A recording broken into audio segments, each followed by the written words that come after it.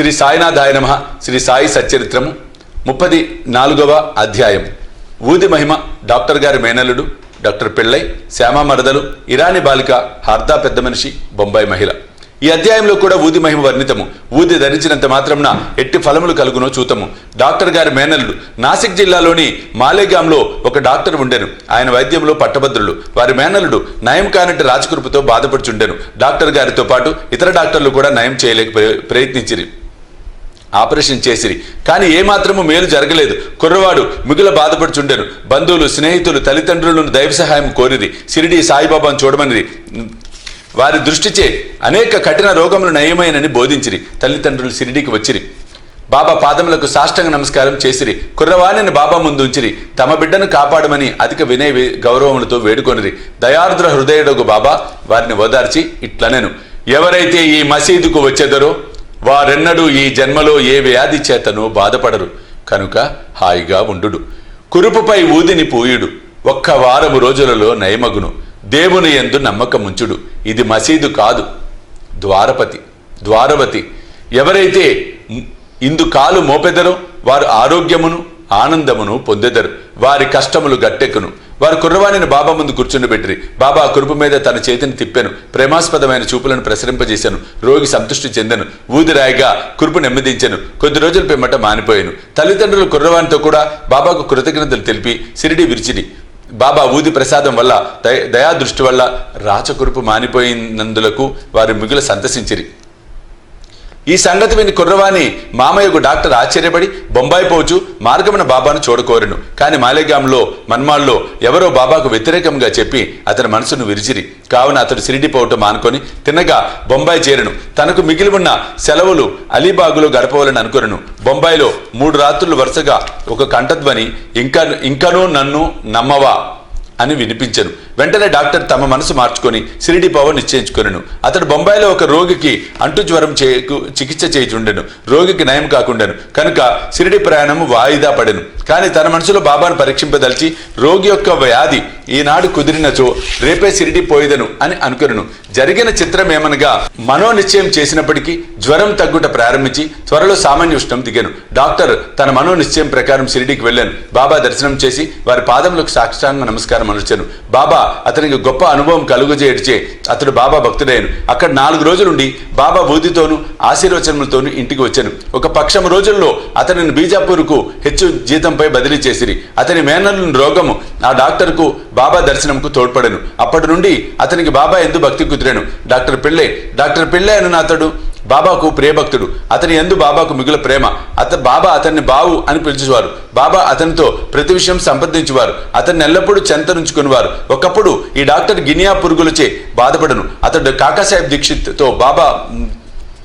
దీక్షిత్తుతో బాధ చాలా హెచ్చుగా ఉన్నది. నేను భరించలేకున్నాను. దీనికంటే చావు మేలనిపించుచున్నది. గత జన్మలో చేసిన పాపమును పోగొట్టుకున్నట్టుకై నేను ఈ బాధను అనుభవించుచున్నాను. కాన బాబా వద్దకు పోయి నా బాధను ఆపుచేసి దీనిని రాబోయే 10 జన్మలకు పంచిపెట్టమని వేడదను. దీక్షిత్ బాబా వద్దకు వెళ్ళి ఆ సంగతి చెప్పాను. బాబా మనసు కరిగాను. బాబా దీక్షిత్తుతో ఇట్లనేను: నిర్భయుడుగా ఉండమను. అతడేల 10 జన్మల వరకు బాధపడవలెను. 10 రోజులలో గత జన్మ పాపమును హరింపచేయగలను. నేనిక్కడ ఉండి ఇహపర సౌఖ్యములిచ్చుటకు సిద్ధముగా ఉండా అతడేల చావును కోరవలే. అతని నెవరి వీపుపై విన్నను తీసుకొని రండి. అతని బాధను శాశ్వతముగా నిర్మూలించెదను. ఆ స్థితిలో డాక్టర్ని తెచ్చి బాబా కుడివైపున ఫకీరు బాబా ఎప్పుడు కూర్చుండి చోట కూర్చుండబెట్టిరి. బాబా అతనికి బాలిసినిచ్చి ఇట్లనెను: ఇచ్చట నెమ్మదిగా పరుండి విశ్రాంతి తీసుకొనుము. అసలైన విరుగుడేమనగా గత జన్మ పాపములను అనుభవించి విమోచనమును పొందవలెను. మన కష్టసుఖములకు మనము కర్మయే కారణము. వచ్చిన దానిని ఓర్చుకొనుము. అల్లాయే ఆర్చి తీర్చువాడు. వానినే ఎల్లప్పుడూ ధ్యానించుము. అతడే నీ క్షేమమును చూచును. వారి పాదములకు శరీరము, మనస్సు, ధనము, వాక్కు సమస్తము సమర్పించుము. అనగా సర్వస్య శరణాగతి వేడుము. అటుపై వారేమి చేసేదరో చూడుము. నానాసాహెబ్ కట్టినని కానీ గుణం ఇవ్వలేదని పిళ్ళై చెప్పాను. బాబా ఇట్లనెను: నానా తెలివి తక్కువ వాడు, కట్టు విప్పుము, లేనిచో చచ్చెదవు. అప్పుడే ఒక కాకి వచ్చి పొడుచును. అప్పుడు నీ కురుపు నయమగును. ఆ సంభాషణ జరుగుతుండగా అబ్దుల్ వచ్చి మసీదు శుభ్రం చేసి దీపములు బాగు చేస్తుండగా అతని కాలు సరిగా పెళ్ళై కురుపు మీద హఠాత్తుగా పడెను. కాలు వాచి ఉండెను. దానిపై అబ్దుల్ కాలు పడగానే అందులోంచి 7 పురుగులు ఒక్కసారి బయటపడెను. బాధ భరింపరానిదిగా ఉండెను. డాక్టర్ పెళ్ళై బిగ్గరగా ఏడవసాగాను. కొంతసేపటికి నెమ్మదించెను. అతడి ఏడుపు నవ్వు ఒకటి తర్వాత ఒకటి వచ్చుచుండెను. బాబా ఇట్లనెను, చూడుడు మన అన్న జబ్బు కుదిరి నవ్వుచున్నాడు.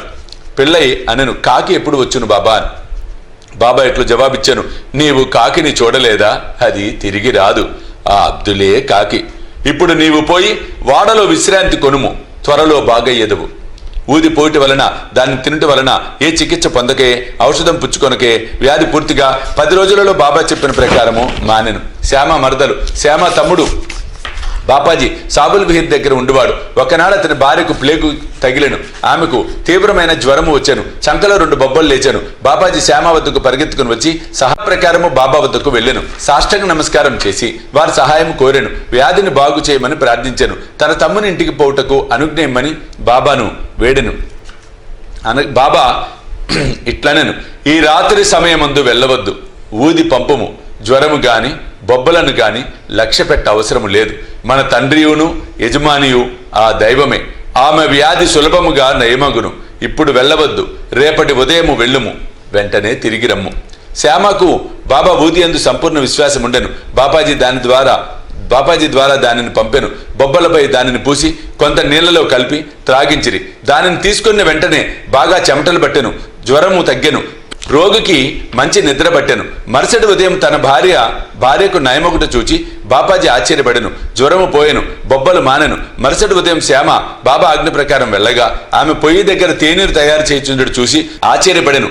తమ్ముణ్ణి అడుగగా బాబా ఊది ఒక్క రాత్రిలోనే ఆ బొబ్బలను బాగు చేశాను అని చెప్పాను. అప్పుడు ఉదయము వెళ్ళు, త్వరగా రమ్మన్న బాబా మాటల భావము శ్యామ తెలుసుకొనెను. టీ తీసుకొని శ్యామ తిరిగి వచ్చాను. బాబాకు నమస్కరించి ఇట్లనెను, దేవా ఏమి నీ మాట, ఏమి నీ ఆట. మొట్టమొదటి తుఫాను లేపి మాకు అశాంతి కలుగజేసేదవు, తిరిగి దానిని శాంతింపజేసి మాకు నెమ్మదిని ప్రసాదించేదవు. బాబా ఇట్లు జవాబిచ్చాను, కర్మ యొక్క మార్గము చిత్రమైనది. నేనేమి చేయకున్నను నన్నే సర్వమునకు కారణభూతునిగా ఎంచెదరు. అది అదృష్టం బట్టి వచ్చును. నేను సాక్షిభూతుడను మాత్రమే. చేయువాడు ప్రేరేపించువాడు దేవుడే. వారు మిక్కిలి దయార్ద్ర హృదయులు. నేను భగవంతుడను కాను, ప్రభువును కాను. నేను వారి నమ్మకమైన బంటును. వారినెల్లప్పుడూ జ్ఞాపకము చేయుచుందును. ఎవరైతే తమ అహంకారమును పక్కకు తోసి భగవంతుడికి నమస్కరించెదరో, ఎవరు వానిని పూర్తిగా నమ్మెదరో వారి బంధములుడి మోక్షమును పొందెదరు. ఇరాని బాలిక అనుభవం చదువుడు. అతని కుమార్తెకు ప్రతి గంటకు మూర్ఛ వచ్చుచుండెను. మూర్ఛ రాగానే ఆమె మాటలాడుకుండెను. కాళ్ళు చేతులు ముడుచుకుని స్పృహ తప్పి పడిపోవచ్చుండెను. ఏ మందులు ఆమెకు నయం చేయలేదు. ఒక స్నేహితుడు బాబా ఊదిని ఉపయోగించమనెను. విలేపార్లేలో ఉన్న కాకాసాహెబ్ దీక్షిత్ వద్ద ఊది తీసుకుని రమ్మనెను. ఇరానీ వాడు ఊదిని తెచ్చి ప్రతిరోజు నీటిలో కలిపి త్రాగించుచుండెను. మొదటి ప్రతి గంటకు వచ్చి మూర్ఛ 7 గంటలకు ఒకసారి రాసాగాను. కొద్ది రోజుల పిమ్మట పూర్తిగా నెమ్మదించెను. హార్దా పెద్ద మనిషి. హార్దాపుర నివాసియగు వృద్ధుడొకరు మూత్రకోశంలో రాయితో బాధపడుచుండెను. అట్టి రాళ్లు ఆపరేషన్ చేసి తీసేదరు కనుక ఆపరేషన్ చేయించుకోమని సలహా ఇచ్చిరి. అతడు ముసలివాడు, మనోబలము లేనివాడు. ఆపరేషన్కు ఒప్పుకొనుకుండెను. అతని బాధ ఇంకొక రీతిగా బాగు కావలసి ఉండెను. ఆ గ్రామపు ఇనాముదారు అతడికి వచ్చుట తటస్థించెను. అతడు బాబా భక్తుడు. అతని వద్ద బాబా ఊది ఉండెను. స్నేహితులు కొందరు చెప్పగా వృద్ధుని కుమారుడు ఊది తీసుకొని దాని నీళ్లలో కలిపి తండ్రికిచ్చెను. 5 నిమిషములలో ఊది గొనుమిచ్చెను. రాయి కరిగి మూత్రము వెంబడి బయటకు వచ్చాను. వృద్ధుడు శీఘ్రముగా బాగుపడెను. బొంబాయి మహిళ, కాయస్థ ప్రముఖులమునకు చెందిన బొంబాయి స్త్రీ ఒకటి ప్రసవించు సమయమున మిగుల బాధపడుచుండెను. ఆమె గర్భవతి అయిన ప్రతిసారి మిగుల భయపడుచుండెను. ఆమెకేమీ తోచుకుండెను. బాబా భక్తుడు కళ్యాణ వాసుడుగు శ్రీ రామమారుతి ఆమె ప్రసవించు నాటికి షిరిడీకి తీసుకొని పొమ్మని సలహా ఇచ్చాను. ఆమె గర్భవతి కాగా భార్యాభర్తలు షిరిడీకి వచ్చిరి. కొన్ని మాసములు అక్కడ ఉండిరి. బాబాను పూజించిరి. వారి సాంగత్యం వలన సంపూర్ణ ఫలం పొందిరి. కొన్నాళ్లకు ప్రసవ వేళ వచ్చాను. మామూలుగానే యోనిలో అడ్డు కనిపించెను. ఆమె మిగుల బాధపడెను. ఆమె ఏమి చేయటకు తోచుకుండెను. బాబాను ధ్యానించెను. ఇరుగు పొరుగు వారు వచ్చి ఊదిని నీళ్లలో కలిపి ఇచ్చిరి. 5 నిమిషములలో ఆ స్త్రీ సురక్షితముగా ఎట్టి కష్టము లేకుండా ప్రసవించెను. దురదృష్టము కొలది చనిపోయిన బిడ్డ పుట్టి ఉండెను. కానీ తల్లి ఆందోళన బాధ తప్పెను. బాబాకు నమస్కరించి వారిని ఎల్లకాలము జ్ఞప్త్యందుంచుకొనిరి. 34వ అధ్యాయం సంపూర్ణము. సద్గురు శ్రీ సాయినాథ అర్పణమస్తు. శుభం భవతు.